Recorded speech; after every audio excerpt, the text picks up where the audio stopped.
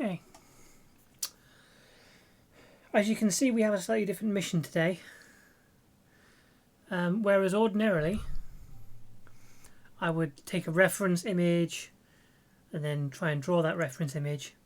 There are no reference images for fursonas. They're like furry characters. Unless you're going to copy the style of another furry artist, you can't reference anything. Like there's nothing to copy in the natural world.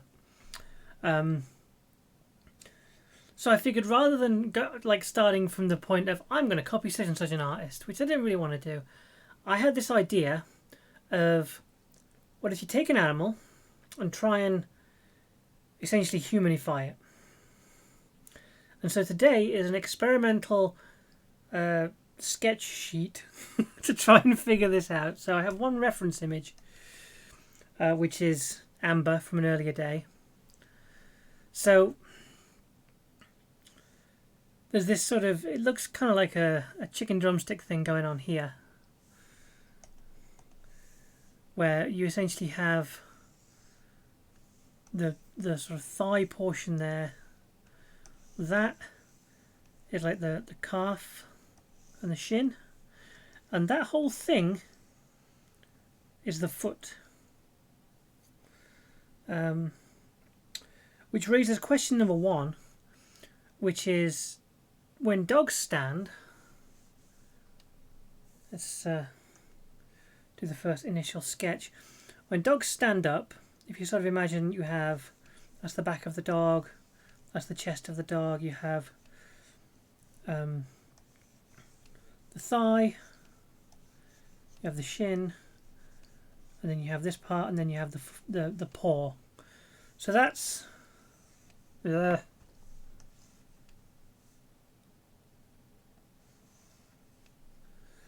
that's the back of a dog. Maybe not very accurate, but that's essentially what's going on at the back of a dog. But the question is, that's a foot, like that whole bit is the foot. So if a dog was to stand on its hind legs, would it stand kind of, obviously we alter the shaping of the chest, but would the hind legs kind of go more like that sort of kangaroo style? Or would it actually stand more like that?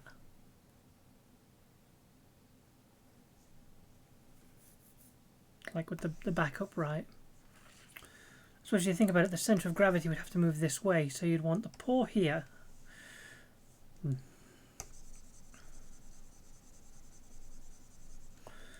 You'd want to have, if that's your paw, this would have to, you couldn't put that forward. This would have to come as far up as possible. That would then have to go very high like that to do essentially this kind of shape. I'm not sure that's what a dog would look like. I'm not sure that's, I don't think that is a very good. Clearly this is a shape from mythology, like people have done this before.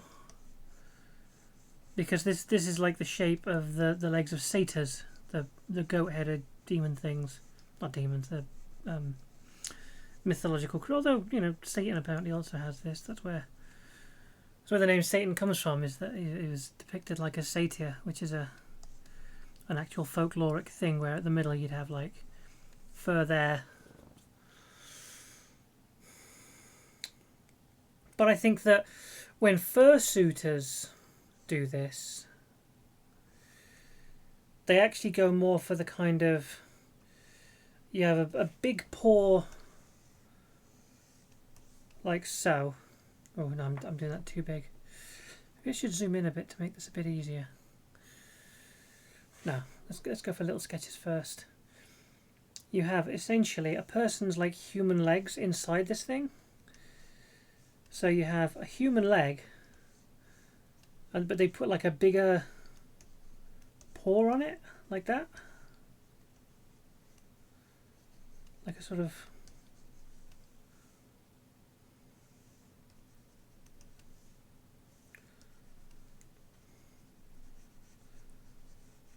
How would the 3D on that go? That'd go like that, wouldn't it? Because this is coming up there. So your actual sort of human-sized leg would come up there. But I think you want to thicken that out a bit to give it a kind of more animal-y feel. Because when you look at the hindquarters of an animal, they have this really rather large flank. So you're looking more at a kind of, if you've got a stick figure, where this is like you've got your shoulders here, down to sort of, you would have a rather large,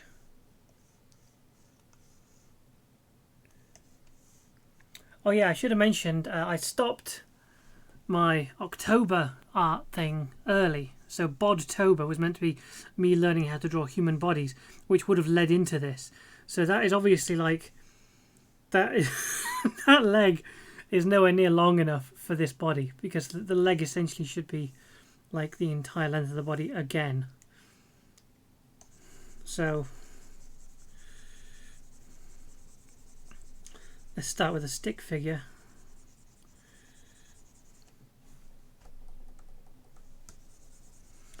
So erase all of that.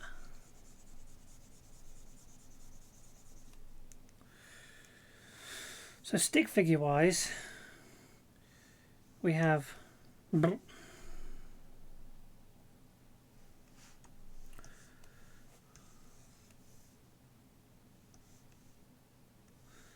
essentially that again.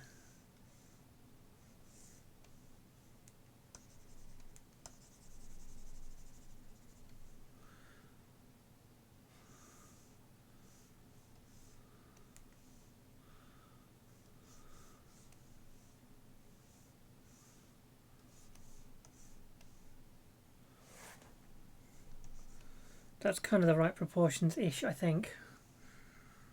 What if we...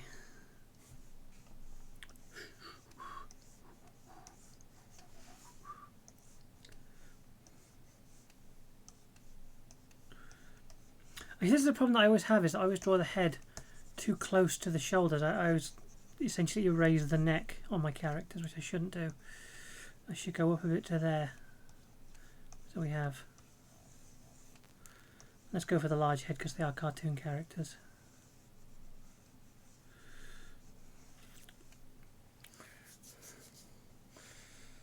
And then this would come in for a foot, which big toes go on the inside.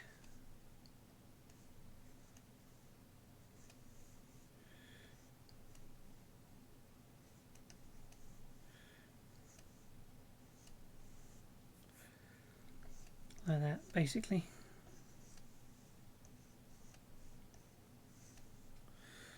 Don't ask for symmetry.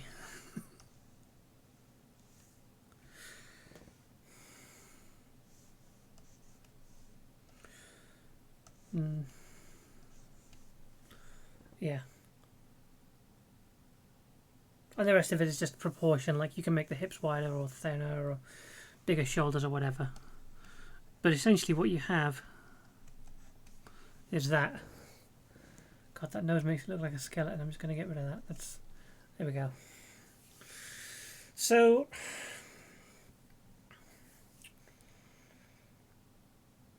if we're going to animalify that, the other thing is when you look at let's say a dog from the side, you can't really see it here, but there is a large kind of barrel chest, and at least on our dog, it's like this. This probably seems out of proportion, but that's correct. She has a large chest and a thin stomach. And most dogs, they have essentially a sort of a combination of flab and fur that fills that part in, so you don't see any of that. But our dog's a greyhound, which is great for doing skeletal, anatomy-based art based on dogs, because you get no extra meat. You get just what's there, just the dog parts.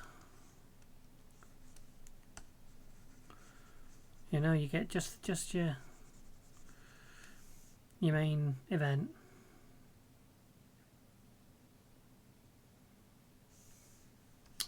Let's put the top end as well. You get the neck of the dog there with the head. And here you have a similar kind of thing going on with front paws. Something like that. And without a reference, that's pretty good. That's pretty solid. So from the side,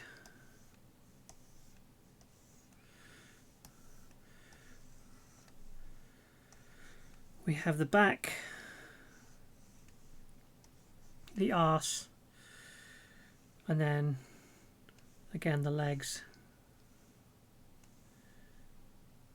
And the feet sort of come out like this.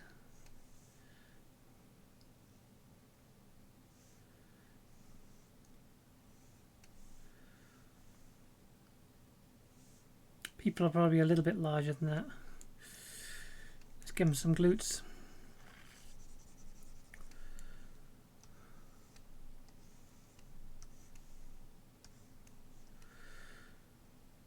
And some stomach. There we go. That's more like it. That's a human figure. And then we have shoulders, arms. So the elbow is kind of here at the waist, and the rest of the arm kind of comes down here. Like when you stand up straight, the tips of your fingers just about reach about there on your thigh. So that's where you have hands.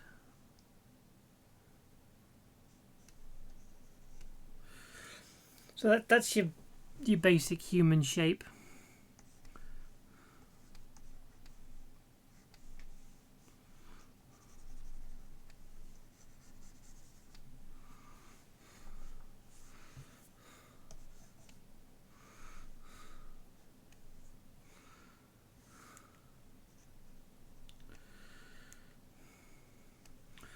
So to turn that into a furry, firstly you need the animal head.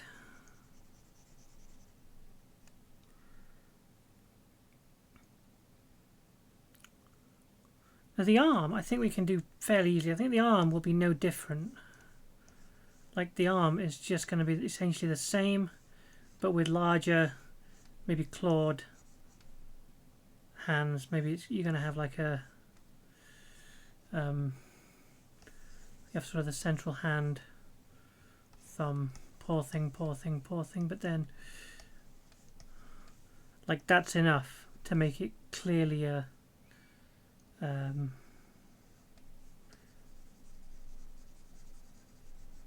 that's a paw at that point.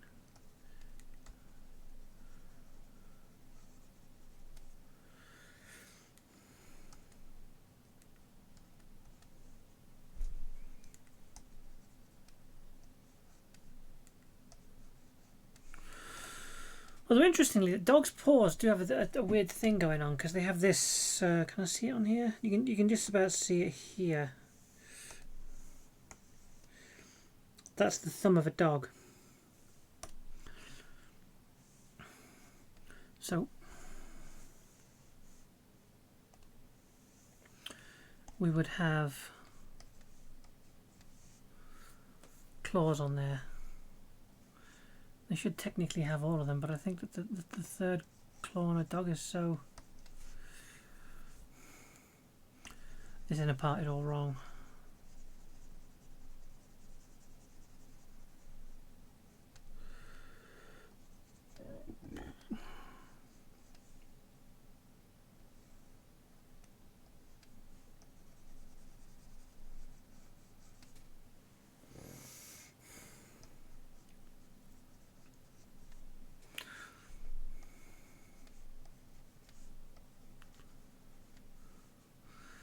So that's a rough version of how to do the claw, and we can work on the solutions for that later. Like the more detailed solutions for it.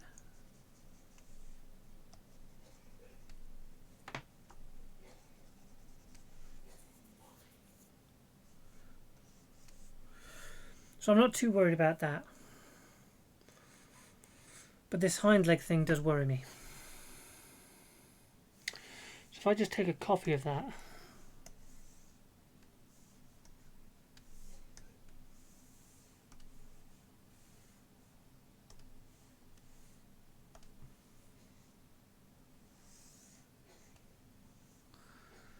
plump it down here.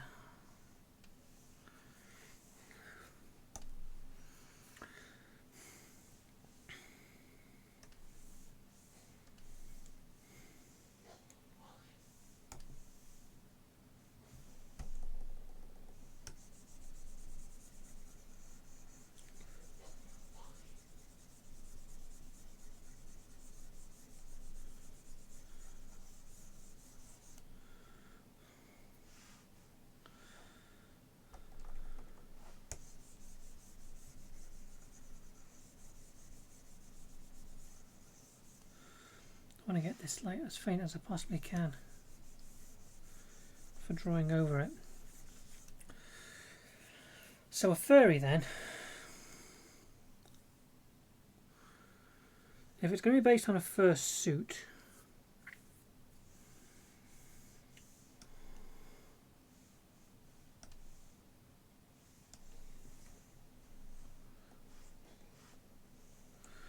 we're obviously going to have the tail there. You would want a larger than usual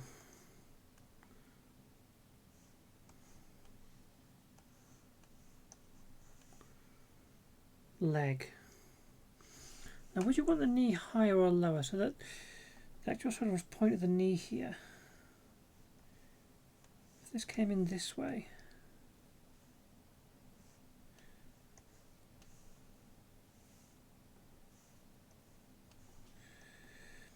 I think that the leg would always be slightly bent, just to reference that kind of almost tiptoe-like look that animals have.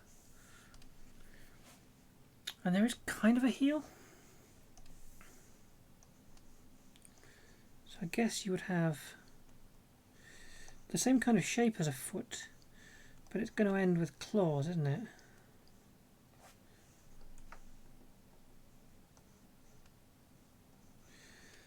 I feel like you need larger feet to reference the fact that, you know, animals do have claws as well as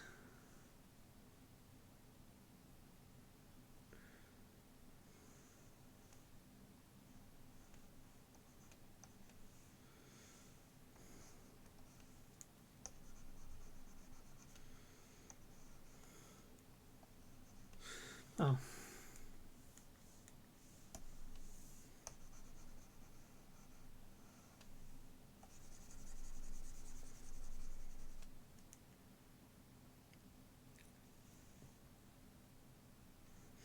So the paw is going to have kind of toe beans, but they're going to be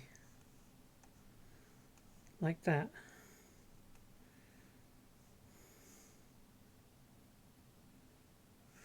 Or are they going to have more cup-like feet? Like, if the paw of a dog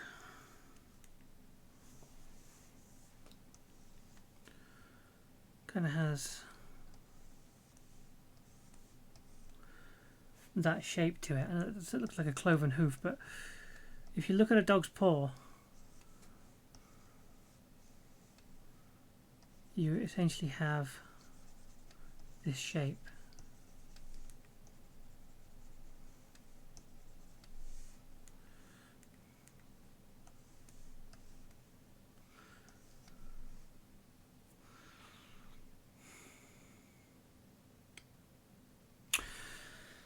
That's the key thing, is not that it gets, like from the side, it doesn't look that different. From the side, it probably just looked like an ordinary foot, albeit with one thing there. That's why quite often when you see a dog's foot from the side, it only looks like it has two toes. We're getting there now, we're getting there. Is the thought, is that it looks like it only has two toes because the other one is on the opposite side.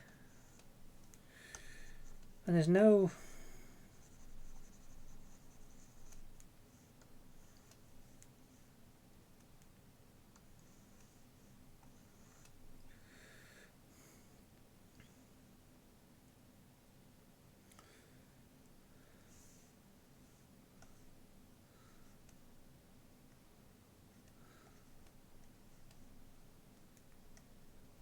So the whole thing's going to have this paw-like appearance to it, isn't it? Where you have a more almost like a kind of mitt.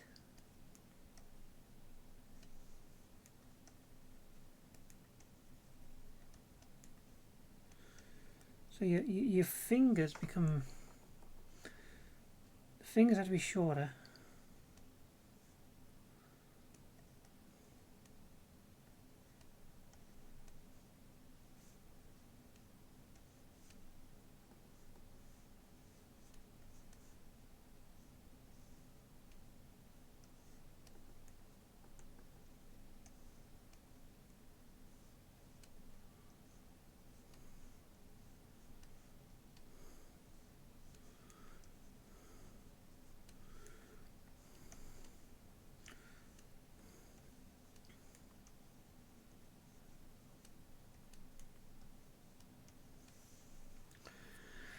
Animal chest should theoretically come out more.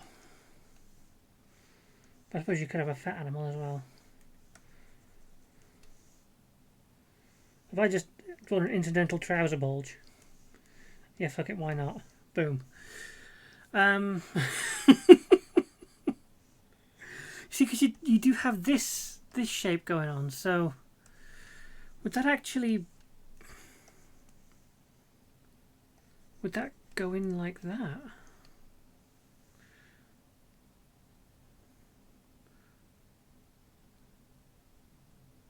I guess it would. So you essentially, what you have is a human figure with an animal head and a tail and slightly altered like feet and hands. That's your furry shape there, right there. And then your head. Some furries have like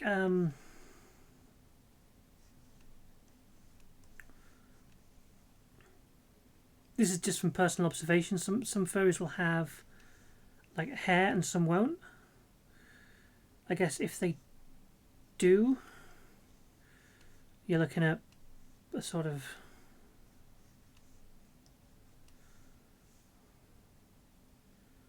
what animal does that look like? I should probably have known what animal I was going to draw before I started. I think it was meant to be a dog, so it needs more of that kind of shape because it's square. If it tapers down, there you go. There's a sort of Alsatian looking shape there because I did an Alsatian yesterday, which is weird because the only furries I've ever drawn in the past, for obvious reasons if you've seen my Twitter avatar, is like rodent furries. And rodent furries tend to be positioned standing like actual mice stand or sit, because it's kind of the same thing for mice. When they stand on their hind legs, they basically do this. That's more like a frog. But if you ever see a mouse standing on its hind legs, what you essentially have is sort of this shape going on with your big ear, usually nibbling something.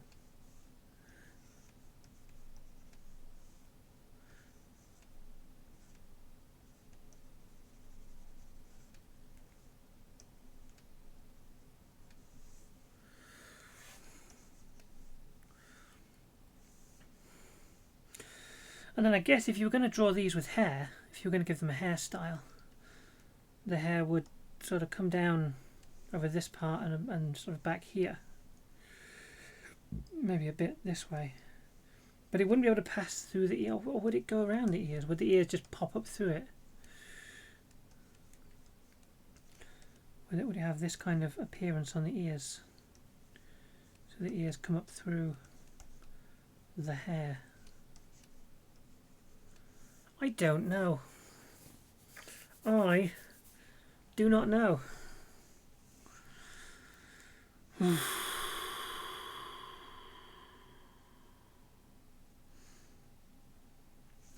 rabbits sit kind of like that as well? If you just draw a fluffy little tail instead of the... I guess they kind of do, don't they?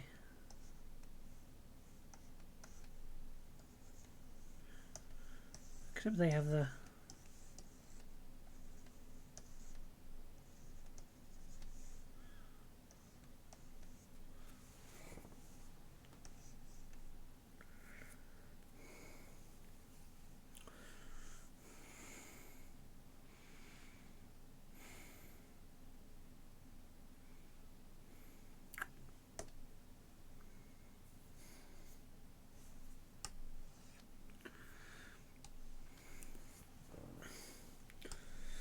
Well, I think we've essentially discovered the essence of furry here.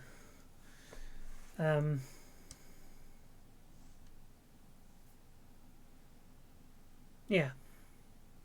So feet are wide at the front. So if you're going to draw one of these things in sort of 3/4, you'd have them essentially come like this. They would widen out. Have the paws like that. This is meant to be the sort of the floor of it. And that would come down here. You'd maybe get a hint of that one.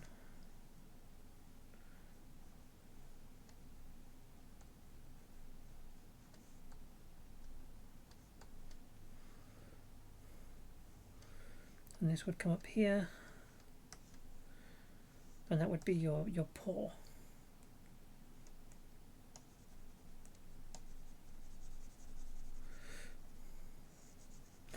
The mistake that I've made here is because this entire thing is a scratch pad, I've been erasing my pencil marks as I go. So this video will be the only kind of surviving reference on how I did all of this. So I better make it count. And then you would have, if you had claws, they would come like this.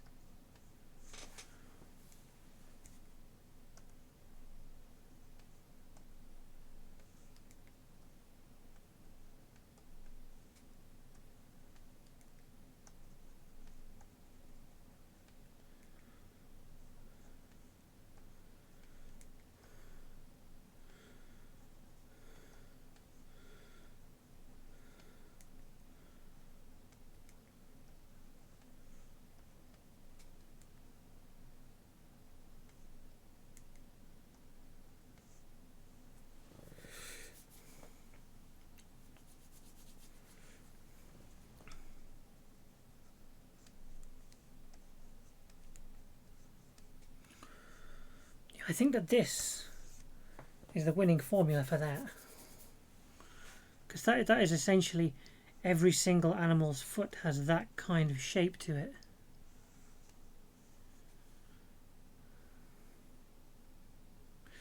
So if these were sitting further forward, essentially this foot would go further back and they would be slightly more upright, but the feet would be underneath them. So if I was to move this foot under the body,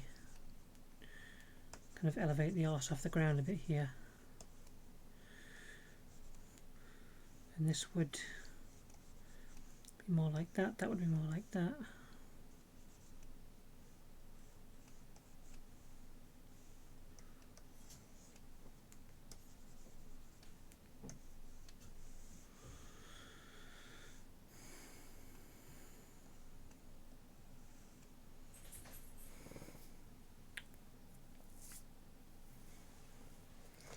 Yeah.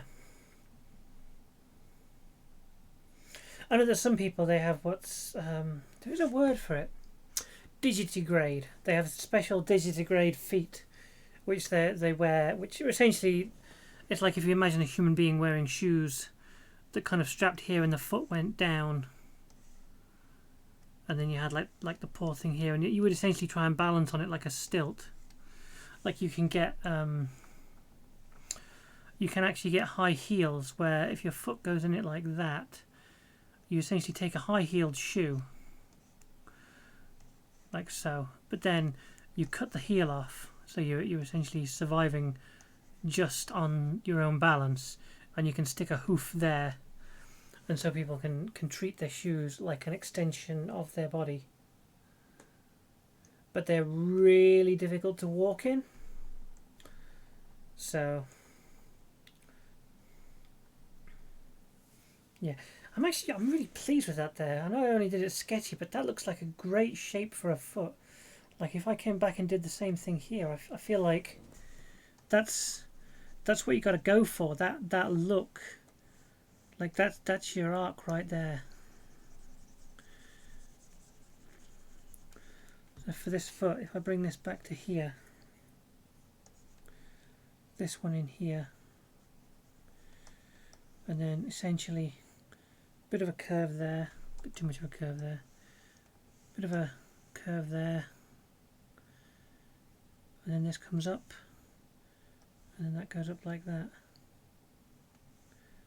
That's your foot right there. That is a rabbit foot. The body's a bit short, but... And again, no neck on this. I've merged the head into the body. It should have a neck. This should be higher up here. But...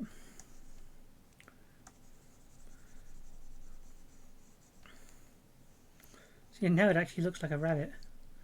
Oh wow, it's like... This is incredible. I feel like I've sort of cleared some crud out of my pen, and now suddenly I can draw. This is incredible. I'm doing all these things just straight off without guidelines.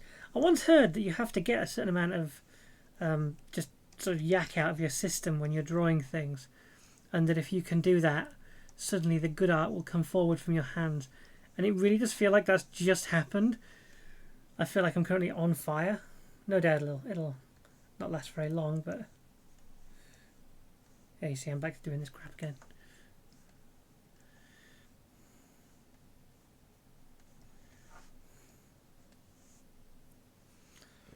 Maybe a little bottom heavy, but that's because I've limited my amount of space. But I think that this is essentially what this is our aim at this point, is to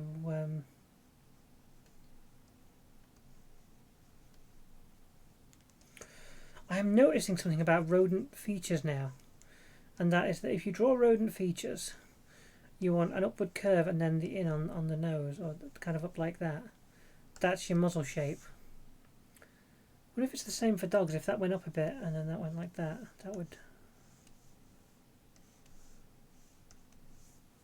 Huh, maybe. Maybe. Actually, that would work. That would kind of work, because when you think about it, dogs do have...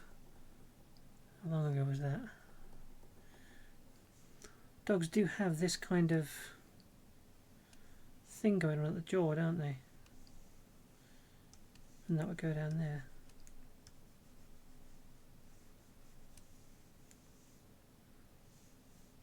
Yeah.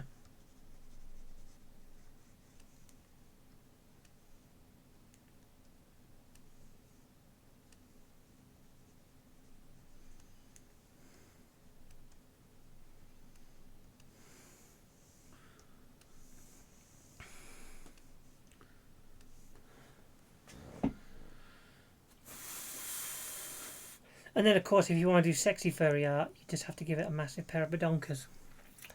That's your sexy furry art right there. Boom. Maybe teardrop shaped, I don't know.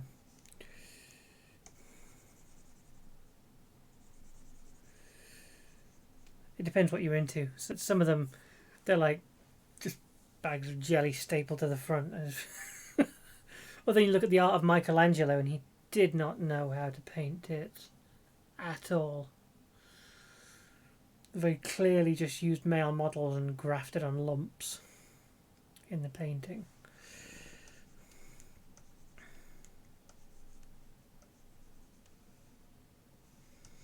Would that come forward, cover that, or would that come backward and cover that? I think that would go backward, cover that. I think that that's the shape that the hair would take, is that the hair would come down here and the ear would kind of stick out this way. Like that. Of course, all this is academic, because tomorrow I have to draw these things in like 3/4 views and shit. Probably use human reference photos and work backward from that. So you may indeed see pictures of me tomorrow posing for these, which is a hilarious thought.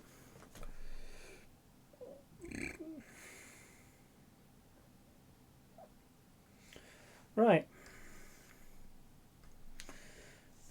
So that's me having deconstructed furry as a thing. Let me do...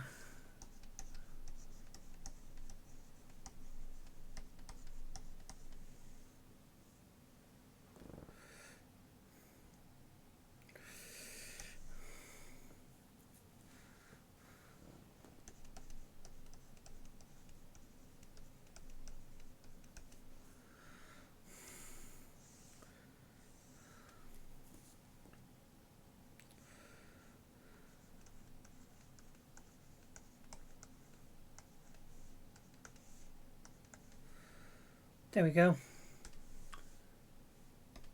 Done. Apologies to everyone for sitting through my bullshit. This is my art for today. Probably won't put it on my Instagram because it's a bit of a weird one. But yeah, I don't know who I'm going to do first tomorrow. Someone has to be first and get the worst image. That's just the way it goes. Maybe I'll roll a dice or something. See you then.